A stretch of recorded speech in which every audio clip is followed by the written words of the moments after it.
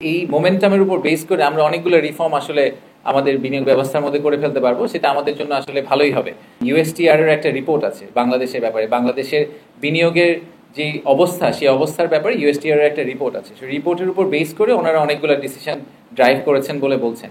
তো সেই রিপোর্টে আমাদের জন্য কিছু বেসিক রিফর্মের কথা বলা হচ্ছে, যে আমাদের রেগুলেটরি কিছু রিফর্ম দরকার, কাস্টম ডিউটির ক্ষেত্রে কিছু রিফর্ম দরকার, করাপশন, এরকম আপনার আইপি রাইটস, এরকম বেশ কয়েকটা টপিকের কথা বলা আছে। এই রিফর্মগুলো কিন্তু আমরাও করতে চাচ্ছিলাম। আমরা ইন্টারিম গভর্নমেন্ট হিসেবেও চাচ্ছিলাম যে বাংলাদেশের যে বিনিয়োগ ব্যবস্থা সেখানে একটা মেজর রিফর্ম হোক, যাতে ইনভেস্টরদের জন্য ভবিষ্যতে বাংলাদেশে ব্যবসা করা ইজি হয়। তো ওনাদের এই এডিশনাল পুশটা আমাদের জন্য আসলে একটা খুবই বেনিফিশিয়াল আউটপুট। আমি মনে করি যে এই মোমেন্টামের উপর বেস করে আমরা অনেকগুলো রিফর্ম আসলে আমাদের বিনিয়োগ ব্যবস্থার মধ্যে করে ফেলতে পারবো, সেটা আমাদের জন্য আসলে ভালোই হবে।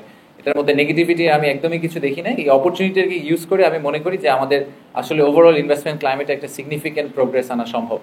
আর আমাদের কম্পিটিটর কান্ট্রি যারা আছে তারাও আমাদের সাথে একই বোটের মধ্যে আছে, একই নৌকায় আছে। সো তাদের ডিরেকশন অফ ট্রাভেলটা যেদিকে হবে আমাদেরটাও মোস্ট লাইকলি সেদিকেই হবে। সো আমি এটা নিয়ে একেবারেই চিন্তিত না যে ইনভেস্টমেন্ট ক্লাইমেটের ঠিক 4 দিন আগে হঠাৎ করে একটা ইউএস এর চেঞ্জ ইন পলিসি আমাদের জন্য কি মেজরলি নেগেটিভ হয়ে গেল কিনা। আমি অ্যাকচুয়ালি পার্সোনালি মনে করি যে it's a good signal.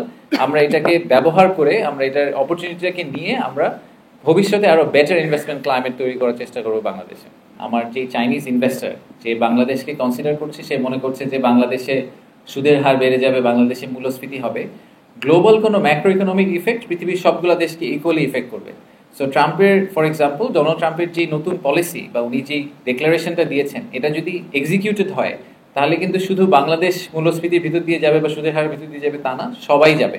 So it is always a relative comparison. এটা কিন্তু এমন না যে শুধু বাংলাদেশকে ইন্ডিপেন্ডেন্টলি দেখতে হবে। তো আমি সেই পয়েন্ট অফ ভিউ থেকে মনে করি না যে এই স্পেসিফিক ইনসিডেন্টটা বাংলাদেশের রিলেটিভ কম্পিটিটিভ অ্যাডভান্টেজের মধ্যে কোনো মেজর ইফেক্ট করতে পারে।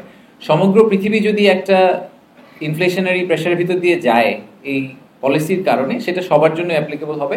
তো সেই ক্ষেত্রে আমার মনে হয় না যে বাংলাদেশের জন্য ইন্ডিপেন্ডেন্টলি এটা অনেক বেশি ডেট্রিমেন্টাল হবে relative to rest of the globe.